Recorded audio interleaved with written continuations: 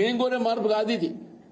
ప్రజలు ఏదైతుందో ఈ రేవంత్ రెడ్డి పాలన పోవాలి, కేసీఆర్ గారి పాలన రావాలని ప్రజల్లో నానుడు వచ్చింది. మేము పాలన మార్పు కావాలని చెప్పి కోరుతున్నాం చెప్పినాం తప్ప రేవంత్ రెడ్డి గారి కీడు కోరలే. రేవంత్ రెడ్డి గారి కీడు కోరలే. కేసీఆర్ గారి నోటంటే గాని, మా నాయకులు ఎవరి నోటంటే గాని భౌతికంగా రేవంత్ రెడ్డి కీడు కోరలే. ఇదే ముఖ్యమంత్రి నువ్వు. నీ పాలన అంతా మెరుగుకుంటే మరోసారి అధికారికి వస్తా అని చెప్పి చెప్పుకుంటున్నాం. కేసీఆర్ గారి ఏదితో ఒక ఉద్యమ నేత తెలంగాణ రాష్ట్రాన్ని సాధించిండయా, తెలంగాణ రాష్ట్రాన్ని నువ్వు ముఖ్యమంత్రి అయ్యే అవకాశం లభించిందంటే అది కేసీఆర్ గారి పుణ్యం అని చెప్పి అంటున్నాను నేను. అన్నాడు వారు ఉద్యమించకున్నట్టు తెలంగాణ రాష్ట్రం ఏర్పడేదా, నువ్వు ముఖ్యమంత్రి అయ్యేటోడివే నువ్వు. ఇదేనానే ఊరి తీస్తావే ఊరి.